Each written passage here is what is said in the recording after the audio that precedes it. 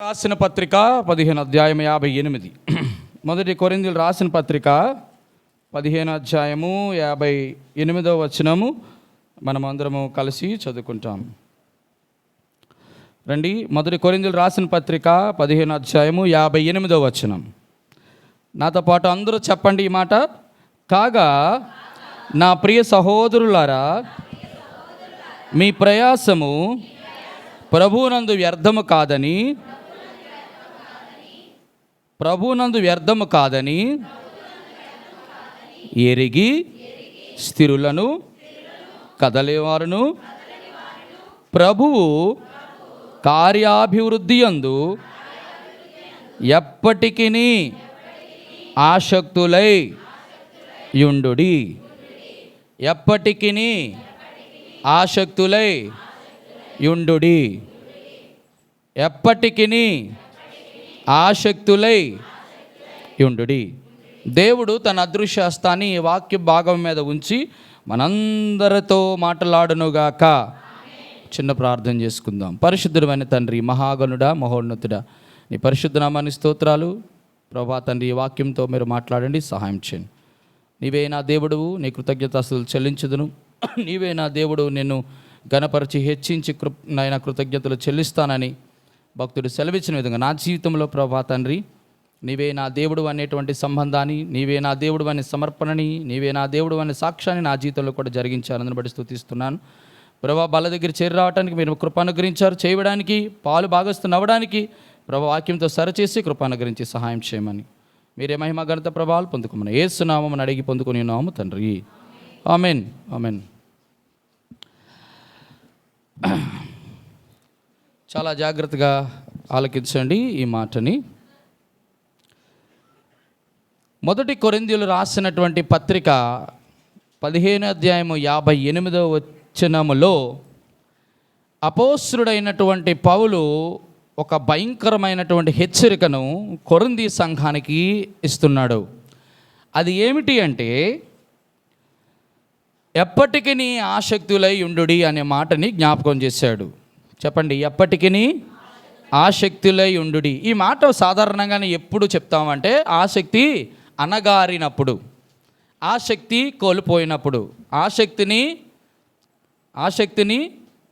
లేనప్పుడు ఈ మాటను మనం జ్ఞాపకం చేసుకోవాలని ప్రభువారు పరిశుద్ధాత్మ ప్రేరణ చేత కొరింథీ సంఘానికి అపోస్తలుడైన పౌలు ద్వారా రాయించి ఉంచాడు. ప్రియమైన వారలారా, గమనించండి, ఆసక్తి అన్నిటికంటే చాలా ప్రాముఖ్యమైనది. దేని కొరకు రాస్తున్నాడు, ఎవరి కోసం రాస్తున్నాడంటే బయటి వారి గురించి కాదు, సంఘము వెలుపటి వారి గురించి కాదు. అపోస్తలుడు అయినటువంటి పౌలు యొక్క భారం ఏమిటంటే, కొరింథీలో ఉన్నటువంటి సంఘస్థులకి అది వరకు ఏమైపోయినారంటే వారు కొంత అస్థిరులుగా, కొంతమంది పరిస్థితులు, ప్రభావాలు, శ్రమలు, ఇటువంటి పరిస్థితుల ద్వారా కదిలిపోయినటువంటి వారి పరిస్థితులలో ఇంకెందుకులే ఈ దేవుడు, ఇంకెందుకులే ఈ భక్తి, ఎందుకులే ఈ మందిరం, ఎందుకు ఈ సేవ, ఎందుకు ఈ పోరాటం, ఎందుకు ఈ సాక్ష్యము, ఎందుకు ఈ జీవితం అనుకున్నటువంటి పరిస్థితులలో మరలా అపోస్తలుడైన పౌలు కొరింథీయులకు పత్రిక రాస్తూ, ప్రియమైనటువంటి కొరింథీయులారా, మీరు వినినటువంటి సువార్తను అంగీకరించిన తర్వాత జీవమగలిగిన దేవుడు, నిత్య జీవమైనటువంటి దేవుని వైపు మీరు తిరిగి ఆయన ఆరాధిస్తున్న మీ జీవితంలో దేవుడే తన చిత్తానుసారముగా అనేకమైనటువంటి కష్టాలు, అనేకమైనటువంటి ఉపద్రవాలు మీకు కలుగు చేసినప్పుడు మీరెందుకు అస్థిరులుగా కదిలిపోయిన వారిగా ఉంటారు? ఇటువంటి పరిస్థితులలో మీరు ప్రభు యొక్క కార్య అభివృద్ధి యందు ఎప్పటికీ ఆసక్తులై ఉండొద్దు అని రాశాడా? యుండుడి అని రాశాడు. నేను ఒక మాట చెప్పనా, ఇది ఇప్పుడున్నటువంటి సంఘాలకి చాలా అత్యవసరమైనటువంటి బోధ. ఎంతమందికి దేవుని ఆసక్తి ఉంది? నేను ఆసక్తి గురించి 7 విషయాలు చెప్పాలని ఆశపడుతున్నాను. సంఘ సమయం హద్దుబాటును బట్టి నేను 3 వ్యక్తులు మీ ముందు పెడతాను. 3 విషయాలే చెప్తాను, చాలా జాగ్రత్తగా ఆలకించండి. మన జీవితంలో ఆసక్తి అంటే ఈరోజు ఒక కొత్త కోణంలో మనం అందరం నేర్చుకొని బల్ల దగ్గరికి సమీపించాలి. ఆసక్తి కోల్పోతున్నారు పెద్దలు, పరిచర్య చేసిన వారు, పరిశుద్ధులు, విశ్వాసులు, చాలా చాలా జాగ్రత్తగా ఉండండి. చాలా చాలా జాగ్రత్తమైన, చాలా ప్రాముఖ్యమైన, ప్రాధాన్యమైనటువంటి అపోస్తలుల బోధ ఇది. మన జీవితంలో ఆసక్తి కోల్పోతే, నేను ఒక మాట చెప్తాను, బాగా గమనించండి. ఎవరైనాను దేవునిని ప్రేమింపకుంటే వాడు శాపగ్రస్తుడు అవునుగాక అని రాయబడింది. మన జీవితంలో అన్నిటికీ ఆసక్తి చూపిస్తాం, అన్నిటికీ. నేను అది ఇది అని చెప్పను, అన్నిటికీ ఆసక్తి చూపిస్తాం. కాదంటారా? అవునంటారా? మీరు కాదంటే నేను కనీసం ఒక అరడజన్ చెప్తాను ఏంటి విషయంలో మన ఆసక్తి చూపిస్తామని. కానీ విచిత్రం చెప్తున్నాను, దేవుడు మాట్లాడుతున్న ప్రతి మాటని మనం ఈరోజు తీసుకుపోతాం. ఇది నా కొరకే, దేవుడు నాతోనే మాట్లాడు అనేటువంటి యోచన, ఆలోచన, జ్ఞానముతో మనం ఈ మాటలు విని మనం ముందు కొనసాగుదుముగాక. మొదటి ఆసక్తి రండి. యాకోబు పత్రిక 5వ అధ్యాయము 17వ వచనం. యాకోబు పత్రిక 5వ అధ్యాయము 17వ వచనం. ఏలియా మన వంటి స్వభావము గల మనుషుడే, వర్షింపకుండునట్లు అతడు ఆసక్తితో ప్రార్థన చేయగా 3.5 సంవత్సరముల వరకు భూమి మీద వర్షింపలేదు. అతడు మరలా ప్రార్థన చేయగా ఆకాశము వర్షమిచ్చెను, భూమి తన ఫలమిచ్చెను. మొదటి ఆసక్తి దేని కొరకు? ప్రార్థన కొరకైన ఆసక్తి. చాలా జాగ్రత్తగా ఆలకించండి. ఇక్కడ ప్రార్థన చేసిన వ్యక్తి ఎవరు? ప్రార్థన చేసిన వ్యక్తి ఎవరు? రెండోసారి ప్రవక్త. ఇక్కడ ప్రార్థన చేసిన వ్యక్తి ఎవరు?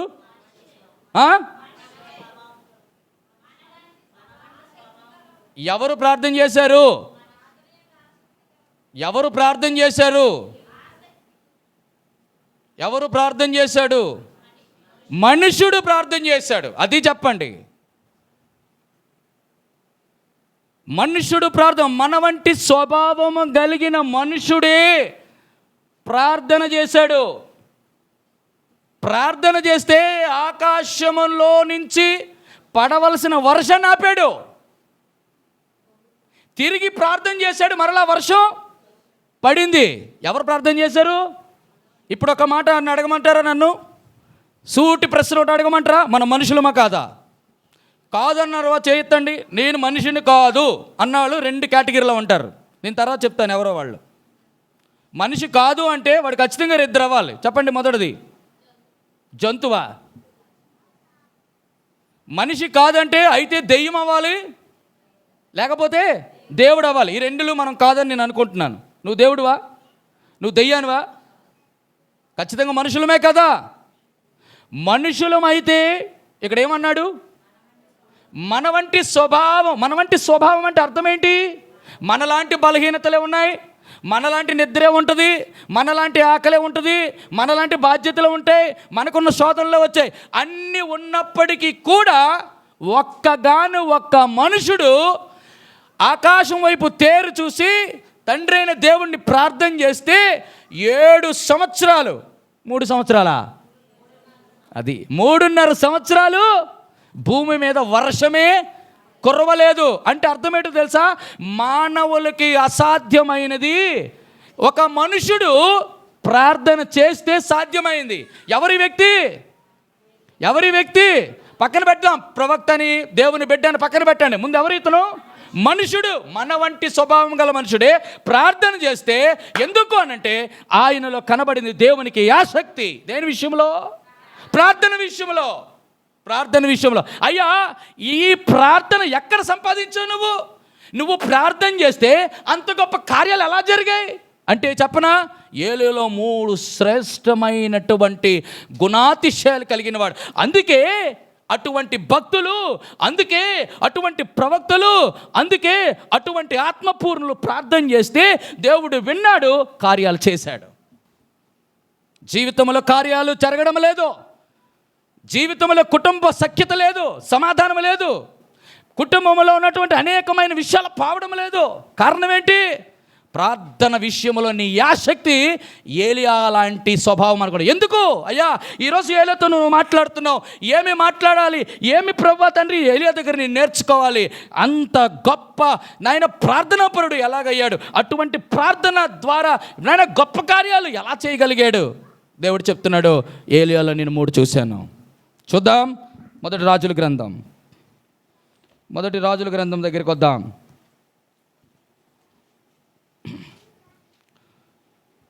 మొదటి రాజుల గ్రంథం 19వ అధ్యాయం. మొదటి రాజుల గ్రంథం 17వ అధ్యాయం. మొదటి రాజుల గ్రంథం 17వ అధ్యాయం మొదటి వచనం. అద్దట గిలాది కాపురస్తుల సంబంధియును తీష్బీయుడునైన ఏలియా అహాబు నొద్దకు వచ్చి, ఎవని సన్నిధిని నేను చాలు. That is the first thing. నీ ప్రార్థన నీ దేవుడు చాలా రోజులు అంగీకరించడం లేదు. నీవు చేసినటువంటి ప్రార్థన ఈ పైకప్పు దాటి బయటికి వెళ్ళడం లేదు. నీ ప్రార్థన దేవుని దగ్గరికి చేరడం లేదు. కారణం ఏంటో తెలుసా? మొదటిది ఏలియా చెప్తున్నాడు, ఒక్కసారి గిలాది కాపురస్తుడు ఎలాగొచ్చాడు, ఎంటర్ అవ్వడంలే. హీరో ఎంటర్ అయ్యాడు సినిమాలోకి. ఎంటర్ అయిన తర్వాత మొదట కనబడిన విలన్ ఎవరంటే అహాబు రాజు. తన భార్య అయినా యెజెబెలు రాణి పక్కన ఉంటుండగా ఏమన్నాడు? అహాబు రాజు అంటే ఎవరు అనుకున్నారు? రాజు అంటే ఎవరు అనుకున్నారు? ఆ దేశాన్ని, ఇజ్రాయేల్ రాజ్యాన్ని పరిపాలించిన మహారాజు. అంటే ఇక్కడ ఇప్పుడు ఎవరో తెలుసా? ప్రధానమంత్రి దగ్గర నిలబడ్డాడు. ఎవడు? మనుషుడు నిలబడ్డాడు. ఏ మనుషుడు? ఈ మనుషుడు ఎవని సన్నిధిని ఎవరి సన్నిధి నిలబడ్డాడు? నా దేవుడు ఎటువంటి దేవుడో తెలుసా? ఆయన సన్నిధి ఎటువంటిదో తెలుసా? ఎవరైతే దేవుని సన్నిధిలో నిలబడగలరో, వినండి ఈ మాట, అందరూ నిలబడలేరు. చూద్దాం. జకర్యా గ్రంథం 3వ అధ్యాయం. జకర్యా గ్రంథం 3వ అధ్యాయం 7వ వచనం. ఒక్క మాట. యెహోవా సెలవిచ్చినది ఏమనగా, నా మార్గములను నడుచుచు నేను నీకు అప్పగించిన దాన్ని భద్రముగా గైకొనిలా నీవు నా మందిరం అధికారివై నా ఆవరణలు కాపాడేవాడు వగుదువు. మరియు ఇక్కడ నిలవబడిన వారికి తగినట్లుగా నా సన్నిధిని నిలుచు భాగ్యమును. దాని అర్థం ఏంటో తెలుసా? దేవుని సన్నిధిలో నీవు నిలబడాలంటే దేవుడు నీకు ఇచ్చాల్సినటువంటి అర్హత, ఆధిక్యత ఏంటో తెలుసా? ఒక బాధ్యతనిచ్చాడు. ఆ బాధ్యత, నా మార్గములను నడుచుచు నేను నీకు అప్పగించిన దాన్ని భద్రముగా. అది దేవుడు నీకు ఇచ్చిన దానిని నువ్వు భద్రంగా కాపాడితే, వినండి, అప్పుడు నువ్వు దేవుని మందిరములో నిలిచే భాగ్యాన్ని దేవుడిస్తారు. ఎంతమంది దేవుని మందిరములో నిలబడగలను? దేవుడు ఇచ్చినటువంటి మార్గాల్లో నడడం అంటే ఏంటో తెలుసా? చూడండి, ఒక మాట జ్ఞాపకం చేస్తాను. కీర్తనల గ్రంథం 119వ అధ్యాయం. కీర్తనల గ్రంథం 119వ అధ్యాయము 2వ వచనము. ఆయన శాస్త్రంలో గైకొనుచు పూర్ణ హృదయముతో ఆయన వెతుకువారు ధన్యులు, వారు ఆయన మార్గములను నడుచుకొనుచు ఏ పాపమును చెయ్యరు కాదు, చెయ్యలేరు కాదు, చెయ్యబోరు. అంటే దాని అర్థం ఏంటో తెలుసా? ఎవడైతే దేవుని సన్నిధిలో ఉంటాడో వాడి భయముతో ఉంటాడు, వాడు వణుకుతో ఉంటాడు, వాడు పరిశుద్ధంగా ఉంటాడు, వారు విధేయత కలిగి ఉంటాడు, వారు విశ్వాసగా బ్రతుకుతాడు. అటువంటి వాడు మనుషుడు దేవుని దృష్టిలో. అటువంటి వాడు ప్రార్థన చేస్తే ఆకాశమైన దేవుడు మోస్తాడు, ఆకాశాన్ని దేవుడు తెరుస్తాడు. మొట్టమొదటిది, మనము దేవుని సన్నిధిలో ఉన్నామా? నువ్వు దేవుని సన్నిధిలో ఉంటే వణుకుతో భయముతో ఉండాలి. నీ దేవుని సన్నిధి అంటే వచ్చి పోవడానికి, పోయి వచ్చేయడానికి. ఇదేమైనా సినిమా హాలు, స్కూల్ కాదు, సంత కాదు. దేవుని మందిరములో నేను ఎక్కడున్నానో తెలుసా? జీవము కలిగిన దేవుడు సంచరిస్తున్న స్థలం. ఆత్మరూపిగా ఉన్నాడు, ప్రతి ఒక్కరిని గమనిస్తున్నాడు. బయట వాటిని చూచేవాడు కాదు, హృదయాంతరంగాన్ని చూపించేవాడు. నీ హృదయాంతరంగం ఎంత చెడిపోయిందో, హృదయాంతరంగంలో ఎంత కపటము, ఎంత ద్వేషము, ఎంత కలహం ఉంచుకొని ప్రభు సన్నిధిలో ఉన్నంత వరకు నువ్వు 40 రోజులు కాదు కదా, 365 రోజులు ప్రార్థన చేసిన నీ మొర కనీసం ఈ గడప గుమ్మము దాటి కూడా పైకి వెళ్ళదు. నీ కుటుంబంలో నుండి వ్యవహారం ఏది చక్కబడదో. కొంచెం కట్టుగా మాట్లాడానా? దేవుని సన్నిధిలో అంటే అంత ఆసామాషా? నీ ఇష్టం వచ్చిన టైంకి వస్తావు, వస్తావు, లేకపోతే మానేస్తావు. దేవుని మందిరం అంటే అంత ఆసామాషా? ఏ దేవుడు నిన్ను రక్షించుకున్నాడో తెలుసా?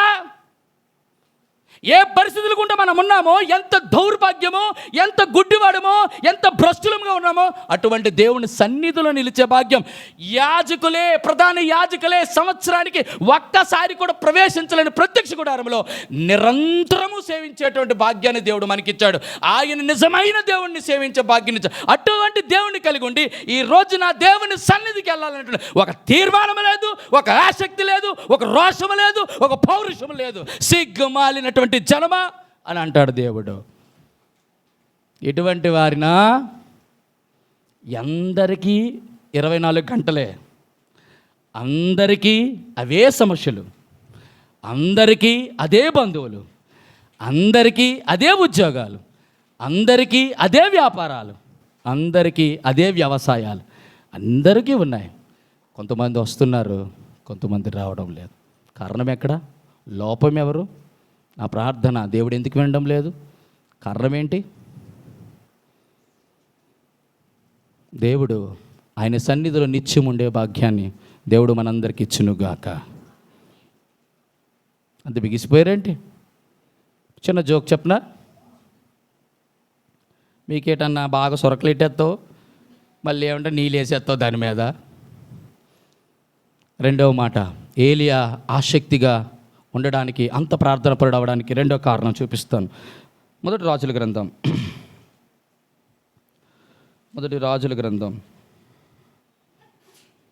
19వ అధ్యాయం 10వ వచనం. 19వ అధ్యాయం మొదటి రాజులకు 19:10. అతడు ఇజ్రాయేలు వారు నీ నిబంధన త్రోసివేసి నీ బలిపీఠములను పడగొట్టి నీ ప్రవక్తలను ఖడ్గము చేత హతము చేసిరి.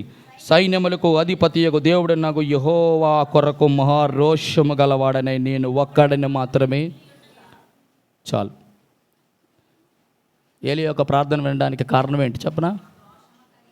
ఏమన్నాడు ఇక్కడ? దేవుడి కొరకు.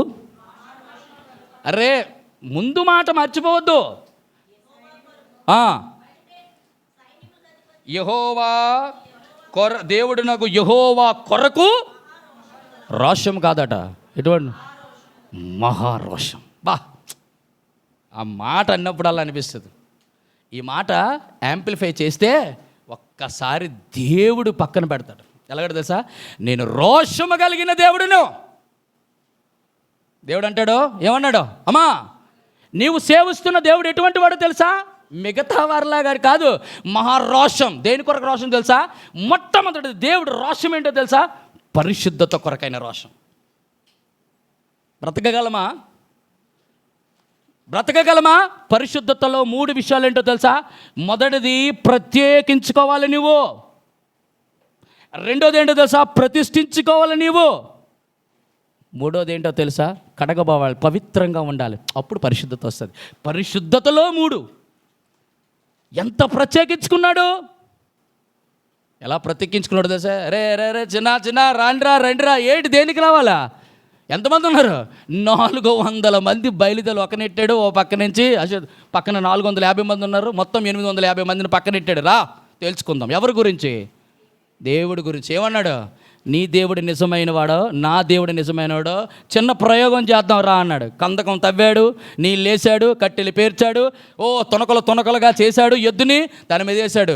ఇప్పుడు ప్రార్థన చేయండి రా. వా వేశారు, డప్పులు డబ్బక డబ్బా గోళ, డీజే సౌండ్లు మామూలుగా కాదు అక్కడ జరుగుతుంది వ్యవహారం. కోసేసుకుంటున్నారు, అరిచేస్తున్నారు, గంతులు వేసేస్తున్నారు. ఇటువంటి దేవుడు ఇంకా లేరు రా అని అంటే మళ్ళీ మధ్యలో చిన్న సెటర్, ఒరే మీ దేవుడు ఏమైనా పడుకున్నాడేమో, కొంచెం లేపండి రా కొంచెం గట్టిగా. చూడండి ఎవరికి? ఏ వ్యక్తి తెలుసా? మహారోషము కలిగిన. దేని కొరకో తెలుసా? నా దేవుడు ఎటువంటి వాడు. ఒక్కసారి ప్రార్థన చేశాడు. చూడండి అంతటా చక్కటి మాట మీకు జ్ఞాపకం చేస్తాను. మొదటి రాజుల గ్రంథం 18వ అధ్యాయం 38వ వచనం. అతడు అంటే ఎవరు? అతడు అంటే ఎవరు? మనుషుడు. అది మర్చిపోకండి.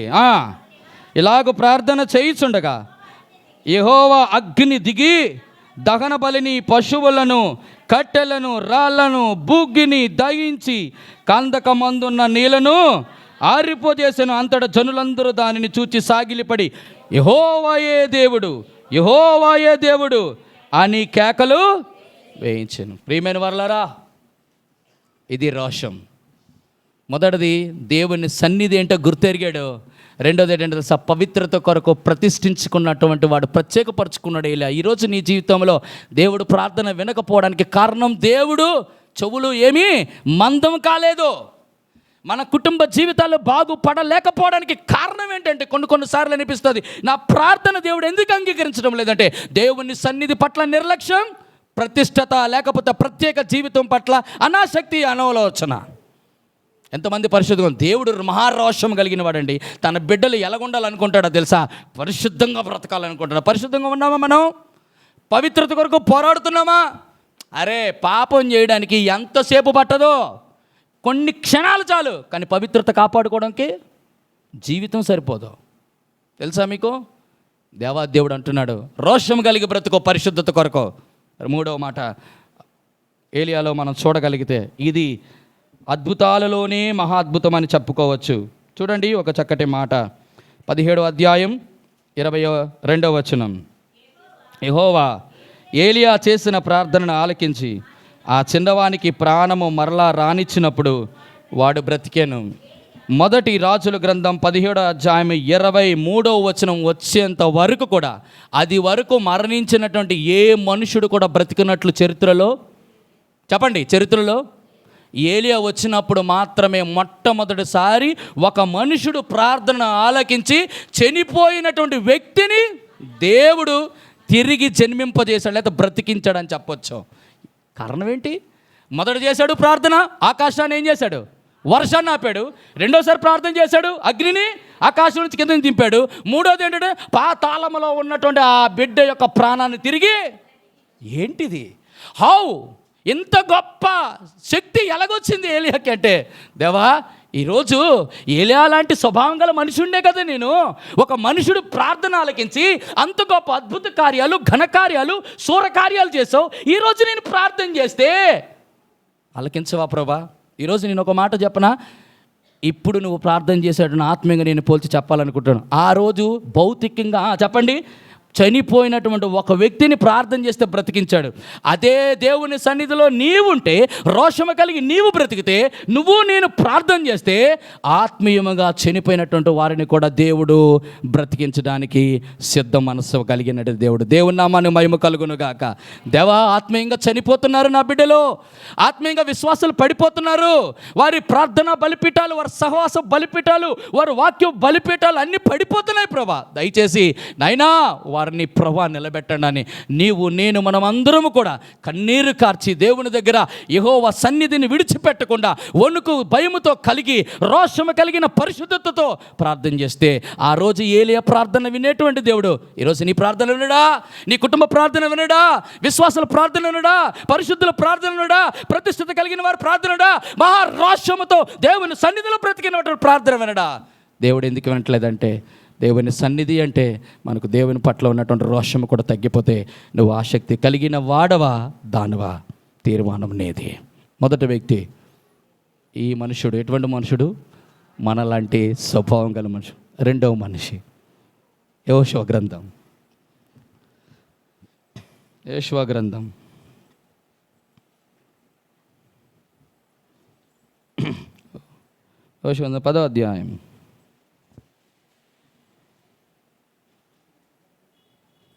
10వ అధ్యాయం 12, 13వ వచనం.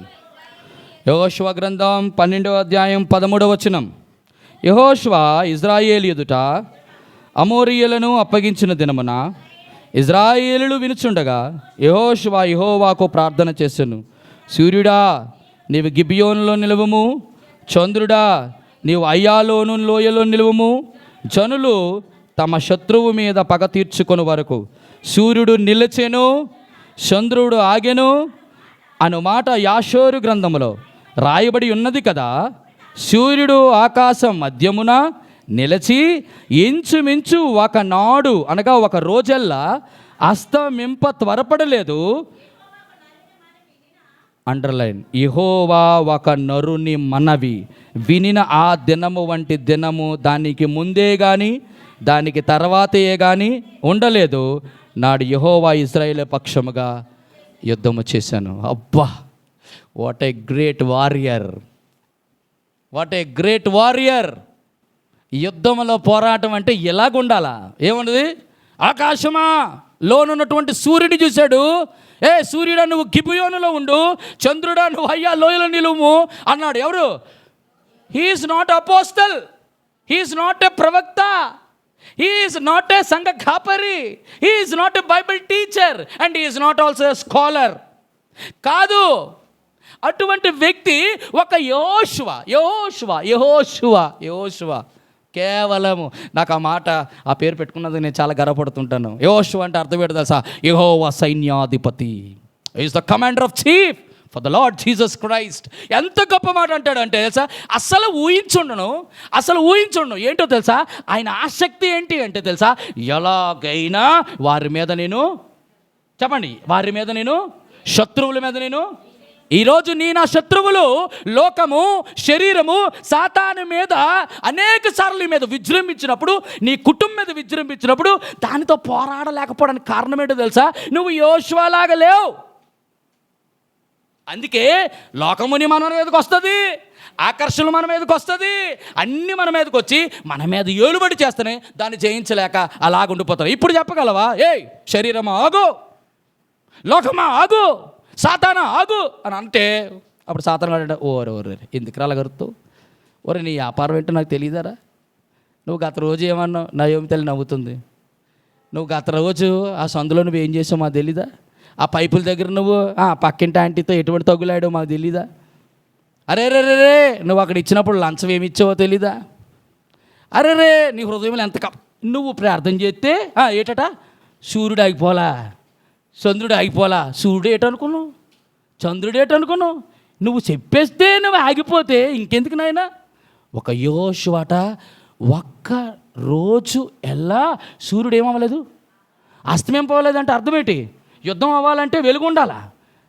వెలుగు అసలు నాకు ఇప్పుడు అంటే ఈ ఒక్క మాటట ప్రపంచ దేశంలో ఉన్నటువంటి నాసా శాస్త్రవేత్తలందరూ పరిశీలిస్తే ఈ ఒక్క రోజు ఎక్కడ మిస్ అయిపోతుంది ప్రపంచ మానవాళికి వెళ్ళాలంటే ఎక్కడ దొరికింది అంటే దాని అర్థం ఏంటో తెలుసా? నువ్వు దేవుని కొరకు నిలబడి పోరాడగలిగితే దేవుడు నీ కొరకు సృష్టినే ఏటి భక్తులు అసలు ఏముంది? ఒక మనుషుడు, నరుడు, ఎవరో యెహోషువ. నువ్వు నరుడువేనా? నువ్వు మనుషుడువా కాదా? ఇప్పుడు నేను అంటాను, నేనైతే మనుషుడిని కాదు. ఎందుకో తెలుసా? నాకు అంత శక్తి లేదు. కానీ విచిత్రం ఏంటో తెలుసా? ఈ మనుషుడిలో చెప్పండి, లోకములో ఉన్నవాడి కంటే గొప్పవాడు నాలో ఉన్నాడు. కాబట్టి వారు భౌతికంగా ఆపగలిగారు, నేను ఆత్మీయంగా ఆపడం నా పోరాటం వేరే. యేసు ప్రభువుతో ప్యాటర్న్ మారిపోయింది.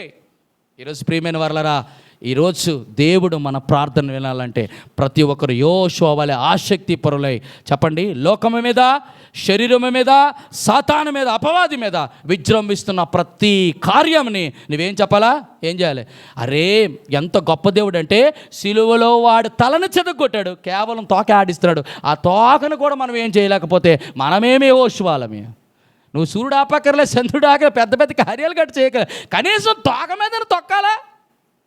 ఆడుతుంటే తోక బాగా ఆడిస్తున్నావు, ఎంత బాగా ఆడిస్తావు, తోకను చూసి సంతోషపడిపోతున్నాం మనం. ఆడేమో తోకతో కొట్టేస్తున్నాడు. కొడితే మళ్ళీ ఎక్కడంటే పోయిన లోకంలో నుంచి మళ్ళీ అటు వెళ్తావు, పోయిన శరీరంలోకి వెళ్ళిపోతాను. పైన సాతాన్ దగ్గర ఆడి దగ్గర కొట్టగానే వచ్చి తోకతల కొట్టాడు అనుకో, సాతాన్ దగ్గర ఆడంటాడు గుడ్ మార్నింగ్ సార్ వచ్చారేంటి మళ్ళీ అంటాడు. అదేంటి మనమనేగా తీర్మానం చేయొచ్చు 40 రోజులు ప్రార్థనలు అంటే ఏం చేయమంటారు సార్? శరీరాన్ని అసలు సహకరించడం లేదు సార్. దేవుడు చూస్తున్నాడు మనల్ని. యెహోషువ వంటి నరుడు నువ్వు కావాలని ప్రార్థన ఏంది ఆసక్తి. 3వ నరుడు చూపిస్తాను, ఎంత శ్రేష్టమైన మాట. నిర్గమకాండం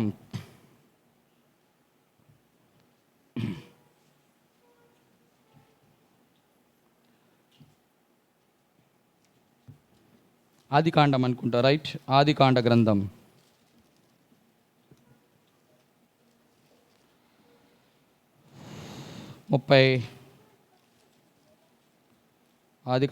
27వ అధ్యాయం, 27 కాదు క్షమించండి,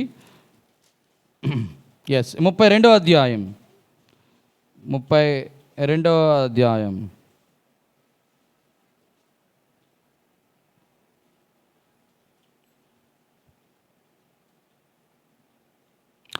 22వ వచనం నుంచి 29 వచనాలు. ఆ రాత్రి ఆదికాండ గ్రంథం 32 అధ్యాయం 26 నుంచి క్షమించండి, ఆ రాత్రి 22 నుంచి లేచి తన ఇద్దరు భార్యలను తన ఇద్దరు దాసీలను తన 11 మంది పిల్లలు తీసుకొని యొబ్బేకు రేవు దాటిపోయాను. యాకోబు వారిని తీసుకొని ఆ ఏరు దాటించి తనకు కలిగినదంతయు పంపించి వేశాను. యాకోబు ఒక్కడి మిగిలిపోయాను. అండర్లైన్, ఒక నరుడు తెల్లవారు వరకు దేవునితో పెనుగులాడెను. తాను అతన్ని గెలవకుండుట చూచి తడగూటి మీద అతనిని కొట్టెను. అప్పుడు అతనితో పెనుగులాడటం వలన యాకోబు తడగూడు వసిలెను. ఆయన తెల్లవారుచున్నది కనుక నన్ను పోనిమ్మనగా అతడు, నీవు నన్ను ఆశీర్వదించితేనే కానీ నేను పోనీయను అనెను. అది అలా ఉంచి హోషేయ గ్రంథం దగ్గరికి వద్దాం. హోషేయ గ్రంథం 12వ అధ్యాయం 3-4 వచనాలు. హోషేయ గ్రంథం 12వ అధ్యాయము 3-4 వచనం. తల్లి గర్భమందు యాకోబు తన సహోదరుని మడిము పట్టుకొనెను. మగ సిరి గలవాడై అతడు దేవునితో పోరాడెను. అతడు దూతతో పోరాడి జయముందెను. అతడు కన్నీరు విడిచి అతన్ని బతిమాలెను. బేతేలులో ఆయన అతనికి ప్రత్యక్షమాయెను. అక్కడ ఆయన మనతో మాటలాడెను. చాలు. ఎలా పోరాడాడు? తల్లి గర్భమందు యాకోబు తన సహోదరుని మడిం పట్టుకొనెను. మగ్గ సిరి గలవాడై అతడు దేవునితో పోరాడెను. అతడు దూతతో పోరాడి జయముందెను. అతడు కన్నీరు విడిచి అతనిని బతిమాలుకొనెను. ప్రియ చెల్లి, నేను ముగిస్తున్నాను. ఆ శక్తి యాకోబు లాంటి ఒక నరుడట. నీకు విషయం తెలుసా? కన్నీరు కార్చాడు యాకోబు. ఆ మాట చదువుతున్నప్పుడల్లా నాకు అనిపిస్తుంది, ఒక్క రాత్రి ప్రభువుతో మనం గడపగలగమా? రాత్రి అంతా కన్నీరు కార్చి, ఒక్క రాత్రి, దేవా నా కుటుంబం ఏంటయ్యా ఇలాగ అయిపోతుంది, నాకేంటి ప్రభు ఈ సమస్యలు, నా కుమారుడి జీవితం ఎందుకు ప్రభు ఇలాగ మారుతుంది, నా కుమార్తెకి ఎందుకు ప్రభు ఏది కూడా జరగడం లేదు, నా భర్త ఎందుకు ప్రభు మారలేకపోతున్నాడు. ఏ రోజైనటువంటి ఆత్మ పరిస్థితులు నీకు వచ్చినప్పుడు తడిపడి ప్రార్థన చేయడం కాదు. ఒక యాకోబు లాంటి ఒక నరుడు మగసిరి కలిగి ప్రార్థన చేసినప్పుడు కన్నీరుతో ప్రార్థన చేస్తే కొట్టాడమ్మా దేవుడు. ఎక్కడ కొట్టాడు? తొడ మీద. ఎందుకు తెలుసా దేవుడు తొడ మీద కొట్టాడు? ఆ రోజు రాత్రి ఏంటో తెలుసా? యాకోబు, నువ్వు నడిచిన నడక ముందు బాగోలే, ఇప్పుడు తొడ గూడి వసిలింది. తిన్నగా ఇలాగ బోర్ర విడుచుకొని నడిచినటువంటి యాకోబు బోర్ర కిందకి వెళ్ళిపోయింది. తొడ వగిలిందంటే బోర ఏమైపోద్ది? కిందకు వస్తుంది. ఇప్పుడు నడక ఏమైంది? మారింది. ఎప్పుడైతే నడక మారిందో, విచిత్రం చెప్పనా, పట్టుకున్నాడు ఆ రోజు రాత్రి దేవుని పాదాలని. ఒక్కటి అడిగాడు, దేవా కన్నీరు కార్చి అడుగుతున్నానయ్యా,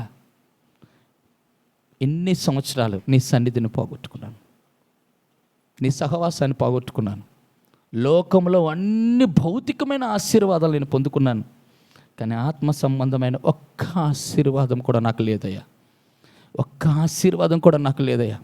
గొప్ప విచిత్రం చెప్పనా, భౌతికమైనటువంటి దీవెనలు కొరకు వెంపర్లాడినవాడు ఆ రోజు ఆత్మీయ ఆశీర్వాదం పొందిన తర్వాత, ఏ దేవుడైతే అబ్రహాముకు ప్రత్యక్షమై,